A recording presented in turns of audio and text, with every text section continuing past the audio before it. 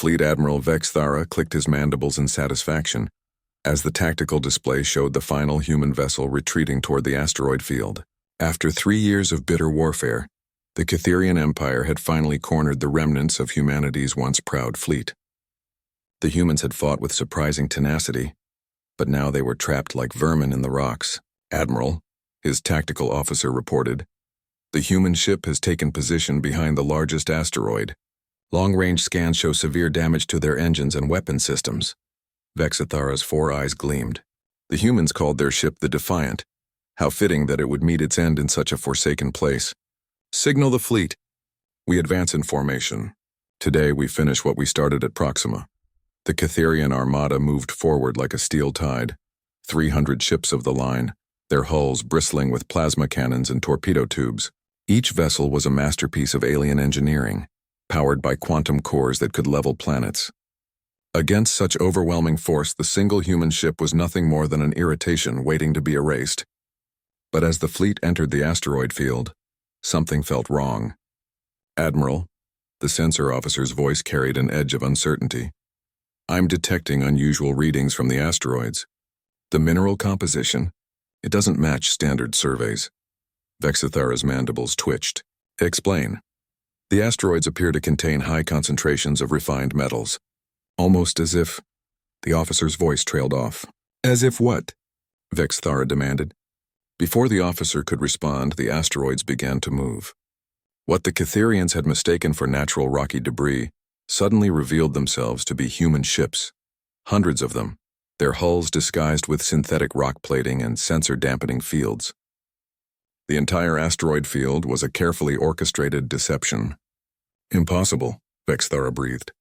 Our intelligence reported their fleet was destroyed at Kepler Station. He was right. The human fleet had been destroyed. These weren't military vessels at all. Mining ships emerged from their rocky camouflage, their industrial drilling lasers swiveling toward Catherian hulls. Cargo haulers revealed hidden missile pods welded to their bellies. Civilian transports unveiled improvised railguns fashioned from mining equipment. Even luxury yachts had been converted into torpedo boats, their elegant lines now broken by weapon mounts and armor plating. Captain Sarah Chen watched the chaos unfold from the bridge of the actual Defiant, which was very much not damaged. The distress signals and fake engine emissions had been theater, humanity's greatest performance. All civilian vessels, this is command, she broadcast on the open channel. Welcome to Wolf 359. Today we show them what happens when humans get creative. The battle that followed would be studied in military academies for centuries. The Catherians had superior technology, training, and numbers. But the humans had something the aliens couldn't comprehend. The ability to see weapons where others saw only tools. A converted ore processor. The Iron Mountain rammed straight through a Catherian destroyer, its reinforced mining hull shearing through alien armor like paper. The luxury liner Starlight Princess used its passenger evacuation pods as guided projectiles, each one packed with explosives and aimed with the precision of a master chef throwing knives. Most devastating of all were the construction ships. Their massive industrial fabricators designed to build space stations instead churned out autonomous drones by the thousands. Each drone was crude, ugly, and expendable, but they swarmed the Catherian vessels like angry hornets. How are they doing this?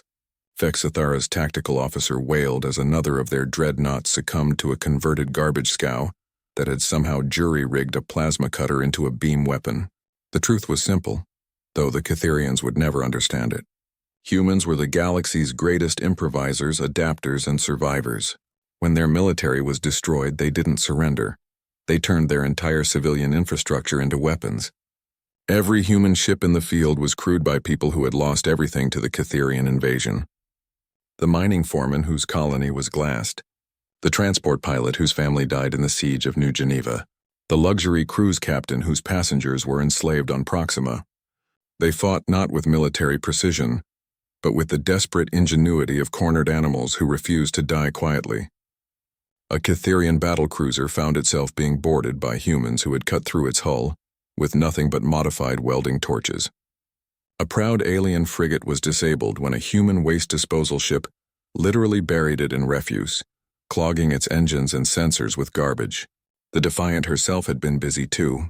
While the aliens focused on the civilian vessels, Chen's crew had been methodically targeting command ships with surgical precision. Without their tactical coordination, the Cytherian fleet began to fragment. "Admiral, we must retreat," the tactical officer begged as explosions bloomed across their formation. "We've lost 60% of our ships." Vexithara stared at the tactical display in horror. They had come here to crush the last desperate remnants of humanity. Instead, they had walked into the jaws of a trap so audacious, so completely insane, that it had never occurred to anyone that it might actually work.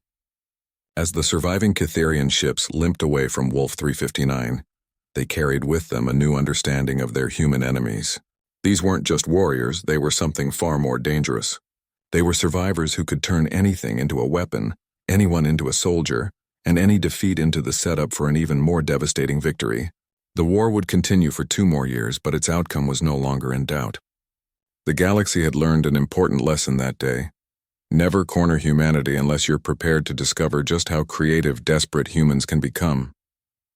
Behind them, in the asteroid field, the converted civilian fleet began the work of salvaging Cytherian technology. Within months, those ships would be rebuilt, upgraded, and ready to carry the fight to the enemy's doorstep. After all, humans had always been excellent at recycling.